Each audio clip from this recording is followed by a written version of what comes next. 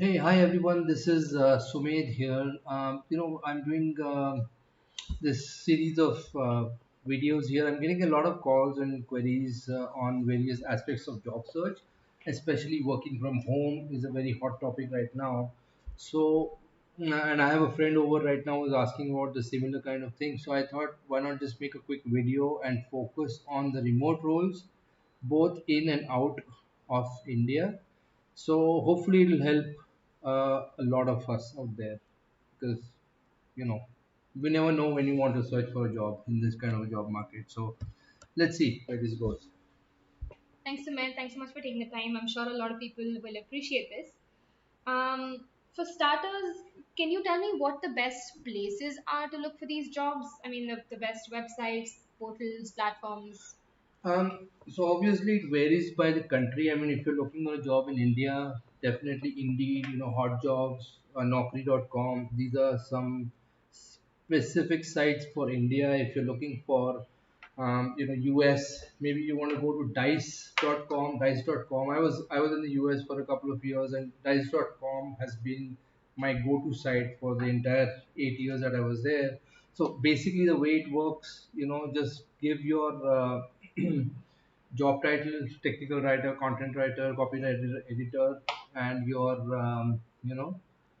location, and go and search. We'll look at this a little bit more down the line, but yeah, Dice, definitely LinkedIn, and Indeed as a job portal has a presence everywhere, right? You have Indeed Singapore, Indeed India, Indeed Canada, Indeed US.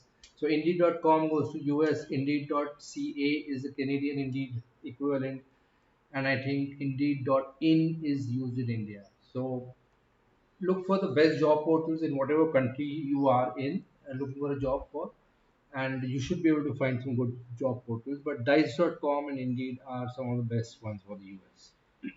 Great. And how about when it comes to refining my job search? Do I use particular keywords? Do I even have to use keywords for a job search? Yeah, I mean, you don't just want to search for jobs, right? You want to search for jobs that are of interest to you or those that you are qualified for, right? I have no idea what's happening here, but give me a second. It's a draw. Okay, so if you search for a technical writer job here on Indice, and let's say you don't want technical writer job all over the US, so you can 95095054 is Santa Clara. You can search for Santa Clara, or you can search for San Francisco Bay Area, which is like saying the NCR, the National Capital Region, or if you want Pune and Pimpri Chinchwad, all of that Hadassar, all of that area, sort of metropolitan area, you can search for San Francisco and look for jobs. Now you're going to find all these jobs in San Francisco Bay Area. So you'll have Oakland, you'll have San Francisco, obviously, the Palo Alto, Foster City, Fremont, which are all in and around the Bay Area. Or basically, these are the locations that form the Bay Area. So you can search over here, and then you can fine tune based on what job portal you're on, if it's a remote role or when it was advertised. But definitely technical writer, copywriter, content writer, technical editor, copy editor. Those are the kind of roles that I would expect most of the tech writing fraternity to be looking for, Okay. right?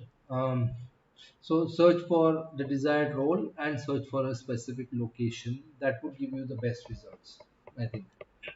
Correct. So that is for the job search part of it. What about immigration? Are there any companies that do employment passes and how does that work? Yeah, well, immigration is the biggest hurdle. Immigration is the biggest hurdle because see, I've worked in Singapore, I've worked in US, Canada, Australia, as well as in India. Okay, my least worry was getting a job. My biggest hurdle was getting a work authorization or a work permit or employment pass.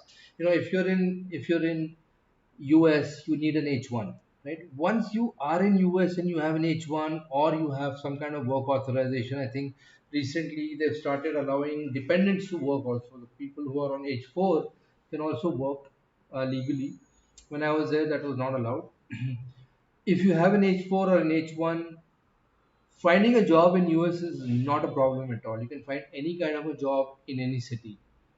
Um, but getting that work permit is going to be an issue. This is the same thing in Singapore. I mean, if you're in Singapore, I know a very close friend of mine who's currently looking, and she's getting a lot of calls, even while she's not in Singapore right now. But all of them lead to, oh, it is for Singaporean citizens only, or Singaporean residents only, or people who are authorized to work here already, not for people who you know can come here, will apply for your job, will apply for your work permit, because especially in this market today, there are a lot of people available, Mm-hmm. right? So they don't want to go through this hurdle of applying, because applying for H1, applying for work permit, applying for authorization is a very, very lengthy and an expensive affair for any company, Mm-hmm. not in any country. This is the case across the board. Mm-hmm. So instead of looking for a job, for those who want to travel or those who want to do contracting overseas, don't look for a job. Look for a way to get yourself into that country with a work authorization. That that would be the better way. I'll guarantee you, I'll help you find a job. Okay, that's you won't have an issue with that. Got it. Okay. So, I mean, on a different note, I have been seeing a lot of remote job openings for technical writing in particular. Yeah. Can anyone work for these? I mean, with or without visa sponsorships, or is this something that's usually specified in the job description? So working for remote roles, yes, you can have both. There are a lot of companies in the US that are currently looking for cheap labor, let's say cheaper labor. I won't say India is cheap labor anymore. It's pretty expensive here also. But they would specify where the job is. For example, here's a list of, maybe you can take a look at these. I'll try and post these links later on. But if you look at these roles here, these are all work from home sites, and I haven't collected this. This is something that came in my feed the other day in LinkedIn. So here's a bunch of remote roles right now. So just remote working nomads, remote.co, remote work junkie. Look at these remote roles and look for those jobs on these. So I did a quick search, and if you see here, it says content writer. I searched for any kind of a writer, content writer. I found this. It says this is a remote role, but it says USA only, right? There are 43 more sales and marketing jobs here. So it will specify here, see, it says anywhere in the world. This is Americas only. Americas only means generally North America, which is Canada and US. So you can be here. See, it says here US, UK only, Canada only. So they are not open to anywhere in Asia or anywhere in the world. They want UK, US, or Canada, right? Very Mm-hmm. specifically. So it should mention over here. If it's not mentioned, you can definitely write to them and say, "Hey, I'm an excellent fit. I have this skill. This is how I fit into this role, and there's a value I can add." Are you open to working with anyone overseas, or do you have to have this person in your specific country? Mm-hmm. Because for me, remote has two connotations, right? One, remote is you don't come into the office, you can work from home, but you are still in that same country. And the other remote is work from anywhere remote. I don't care Yeah. where you are, just deliver on time, attend meetings in whatever time zone Mm-hmm. we work in, but then you can be remote. So remote doesn't necessarily mean anywhere in the world. It is within the context. So in this context, you can be anywhere in these three countries and you're working remote, right? Okay. Or I also searched a couple more. So if you see here, senior business analyst, principal technical writer. See, US only, technical writer, UX designer. It's in US only, script writer, US only, Northern America. So you can be in Canada, and these are all writing related roles. Unfortunately, a lot of these are in US, which means you have to be in the US anywhere, and you have to have work authorization, Mm-hmm. right? Okay. So that's, yeah. that's where we are with that. Okay. And just in general, this will be my last question. What's a smart way to go about this as a freelancer?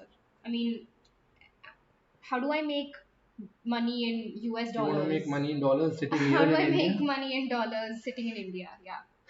Yeah, here comes the silver bullet, right? That doesn't exist. I mean, everyone would be doing that. I'd love to spend in rupees but earn in dollars and stay in a cheaper place like India. And the reason I'm calling it cheaper is because when you make $1, you actually made 82 rupees, right? When you make $1,000, you actually made 80,000 rupees. So that's the dream sort of a thing. But I'll tell you what, I mean, if you want to do some kind of a freelancing, absolutely what I would say is head on over to. Uh, I'd done some workshop or webinar, and that video is posted. So you just scan this QR code, it'll take you to my website, my channel, YouTube channel, and you can look out some freelancing videos that I posted there. But other than that, ask yourself, if you got paid in US dollars, how are you going to take it? Does ICICI Bank or HDFC or HSBC, do you have a US dollar account, right? Do you have an NRE account? Do you have an NRI account? It's very easy to say I want to earn in dollars, but get into the basics of it. It really, really helps if you have a local account in that country. You know, so if you have a dollar account, checking account, current account as we call it here, if you have a dollar account in the US, it will make you it will make it easier for you to accept money in dollars. But sitting here in India, you said give pay me in dollars. Say, boss, कहाँ भेजें? Where do I send you the dollars? Because ICICI doesn't accept dollars unless you have a dollar account, right? Foreign account. It's called usually NRE NRI account, non-resident external non-resident Indian account. So it's not just easy to be a freelancer and I come out in dollars. I have a friend of mine who's currently getting paid in dollars. Her rate is in dollars, the negotiated rate, but they actually convert it and pay in rupees, right? So most companies will negotiate the rate in dollars, but they won't pay in dollars. They will still pay in rupees because there are tax implications. There are tax treaties with whatever country they are in. Singapore, Hong Kong, India, US, Canada, China, all these countries have a treaty with India. So if they pay you in dollars in US, say $1,000 in that month, where are you paying taxes? You're not a resident, you're not a legal entity in US, and you have nothing to show in India for that money you're earning. So where is that money going, right? Because of all these implications, you need to have work authorization. So we're back to that square one.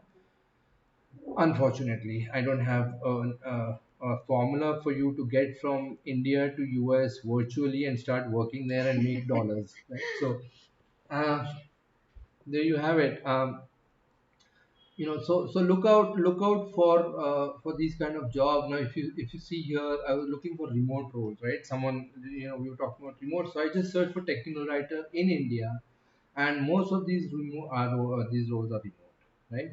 So definitely, so now you look at it this way. Suppose you have an American sitting in India, in the US, or a German sitting in Hamburg somewhere. He wants to do this job, principal tech writer in Pune. What is his legal authorization to be able to work in Pune? Right? He doesn't have it. So he will not be qualified for this role from an immigration perspective. He might be the best principal tech writer they will find, they won't be able to work, right?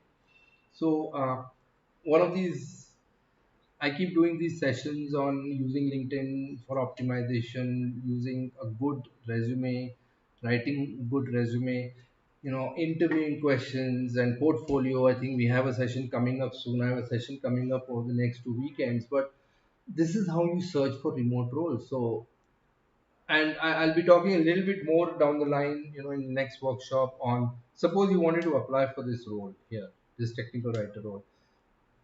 How do you get in front of the hiring manager without just going through and applying through, whatever company this is? So I'll talk a little bit more about that, but hopefully that throws a little bit of a light on the various things we talked about, which is, what are the best sites for searching in the US? How do you search for a remote role in a specific location?